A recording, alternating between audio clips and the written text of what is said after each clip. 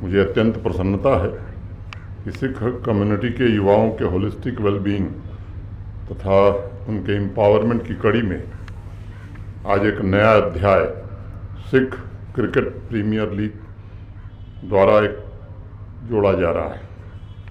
गुरु नानक देव जी ने कहा था कि मन करतार मही और करहई किरत माय, हमारा मन ईश्वर की भक्ति में हो तथा हाथ कर्तव्यों की पूर्ति में लगा रहे। कर्तव्यों के प्रति इस भाव और उसमें निहित आदर्शों पर चलकर सिख कोऑर्डिनेशन कमेटी के सभी पदाधिकारी, उनके साथी निरंतर सिख कम्युनिटी के वेलफेयर और उसके एम्पावरमेंट में जुटे हुए हैं। मैं शायद कोई सप्ताह या 2 सप्ताह बीतता हो जब इस कोऑर्डिनेशन कमेटी के अध्यक्ष अजीत सिंह जी या इनके पदाधिकारी मेरे पास नहीं आते हैं। कोई न कोई समस्या जो समाज की है उसको मजबूती से नहीं रखते हैं। यह सिख समाज के प्रति उनकी जिम्मेदारी के एहसास और संवेदनशीलता का प्रमाण मैं मानता हूँ।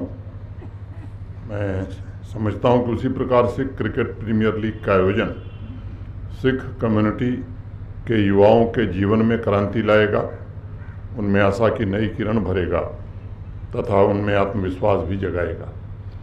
कल मैं सांबा जिले के एक गांव में गया था, गुड़ा सलाथिया। वहाँ के कुछ नौजवान मुझे मिले थे महीना भर पहले और उन्होंने मुझसे कहा था कि हमारे गांव आइए। वहाँ के नौजवानों ने और एक आर्मी के रिटायर्ड ऑफिसर ने मिलकर के उस गांव की नहीं बल्कि उस इलाके की तकदीर और तस्वीर बदल दिया है।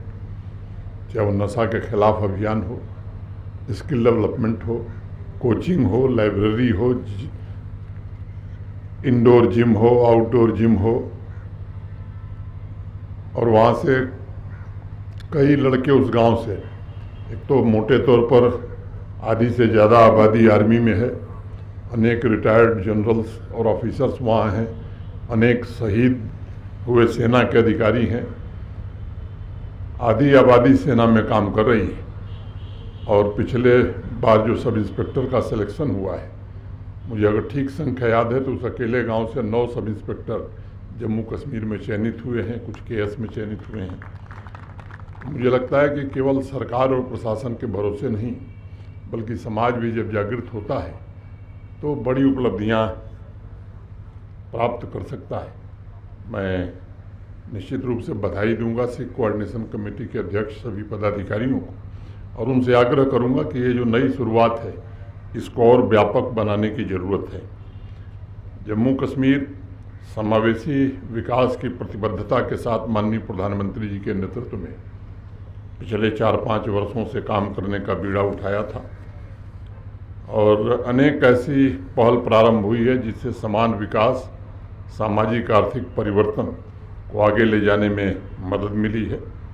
मैं ये भी मानता हूँ कि सिख क्रिकेट प्रीमियर लीग सिर्फ एक सामान्य स्पोर्ट्स इवेंट नहीं है बल्कि एक सांस्कृतिक और सामाजिक इनिशिएटिव भी है जो समग्र सामुदायिक विकास के लिए all Jammu Kashmir Sikh coordination committee की प्रतिबद्धता को दोहराता है। मुझे बताया गया है कि 23 फरवरी तक चलने वाला यह आयोजन भविष्य की चुनौतियों से निपटने और जम्मू कश्मीर में सिख कम्युनिटी के लिए एक उज्ज्वल भविष्य के निर्माण में एकता, अनुशासन और सामूहिक प्रयास के आदर्शों तथा मूल्यों को भी रेखांकित करेगा।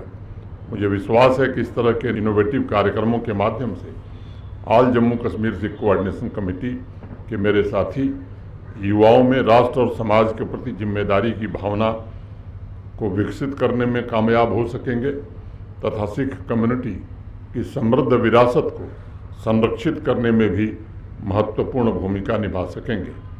मेरा विश्वास है कि आप सभी के विकास और एम्पावरमेंट के लक्ष्य सार्वजनिक निजी भागीदारी के माध्यम से और मजबूत किए जा सकते हैं।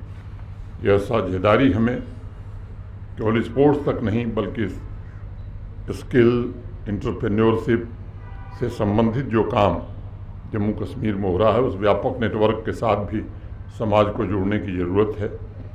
अनेक इस तरह के कार्यक्रम यहाँ चल रहे हैं। मैं आप सबसे अनुरोध करूँगा कि अधिक से अधिक युवा, मिशन युवा करके एक योजना जम्मू कश्मीर प्रशासन ने 6 महीने पहले शुरू की थी।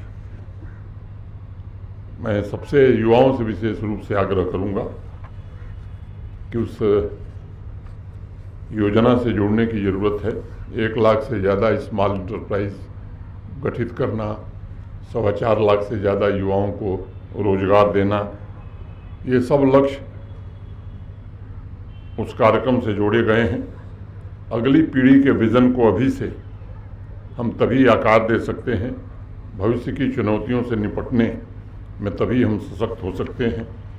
जिस तरह से आज देश बदल रहा है, आज भारत इनोवेशन सेक्टर में दुनिया की एक महाशक्ति बनकर उभरा है और वर्ल्ड रैंकिंग के अनुसार भविष्य की वैश्विक अर्थव्यवस्था को आकार देने में सबसे सक्रिय और ताकतवर देश भी बना है।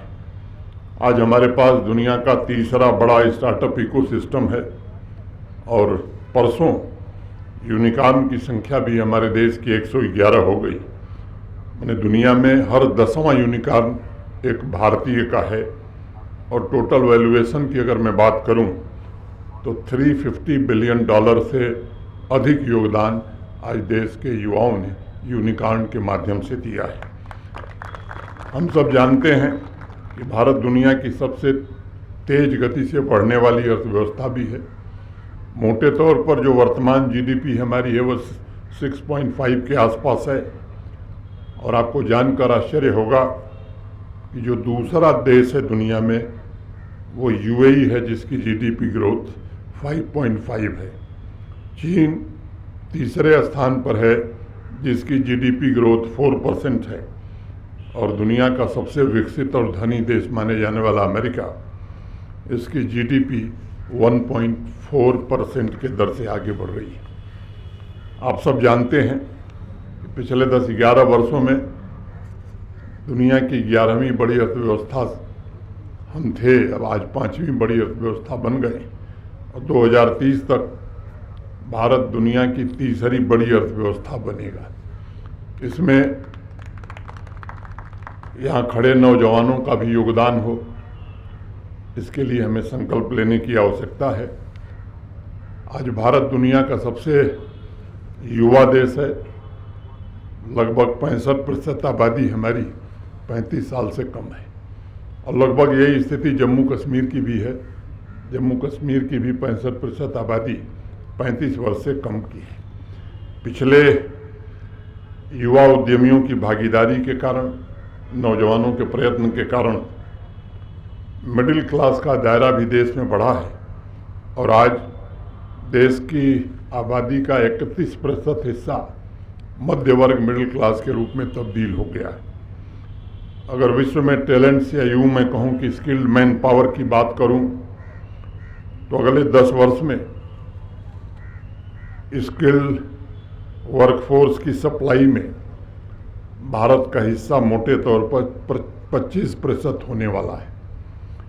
आप इस बात से अंदाज़ा लगा सकते हैं कि 2030 तक भारत की वर्किंग एज वाली जनसंख्या 1 अरब से अधिक हो जाएगी।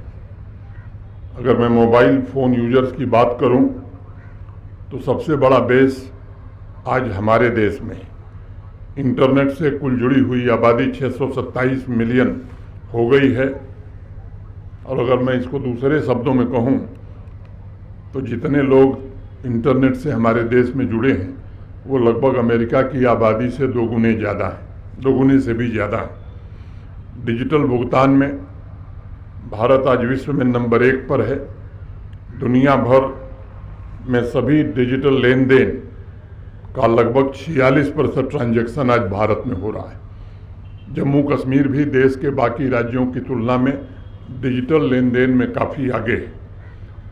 भारत पूरे विश्व में इंटरनेट डेटा का सबसे बड़ा उपभोक्ता बन गया है।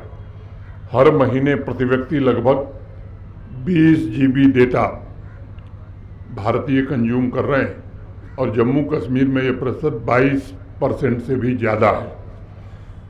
2028 तक जो अनुमान है कि हर भारतीय मोटे तौर पर 62 GB डेटा का प्रयोग करेगा। आज दुनिया की सबसे जो बड़ी से बड़ी कंपनियां हैं वो भारत में निवेश कर रही हैं। 1500 से अधिक बहुराष्ट्रीय कंपनियों ने अपने वैश्विक क्षमता केंद्र पिछले 5 वर्षों में भारत में स्थापित किए हैं। ये बदलाव जो देश में हो रहा है, उस बदलाव के साथ जम्मू कश्मीर भी कदम से कदम मिला करके चले। इसके लिए आवश्यक है कि हमें भी सही रास्ते पर चलना होगा और ये रास्ता निश्चित रूप से प्रगति की ओर हमें ले जाएगा, अमन और शांति की ओर ले जाएगा। मैं बार बार एक बात कहता हूँ कि शांति के बिना विकास संभव नहीं है। जहाँ शांति नहीं रहेगी वहाँ विकास नहीं होगा। केवल प्रशासन और पुलिस का ये काम नहीं है, समाज के जिम्मेदार लोगों का भी ये काम है कि शांति स्थापित में समाज भी सहयोग करे। फिर से एक बार मैं सिख कोऑर्डिनेशन कमेटी को धन्यवाद देते हुए, इस टूर्नामेंट के लिए शुभकामनाएं देते हुए अपनी बात मैं यहीं पूरी करता हूं। धन्यवाद। जय हिंद।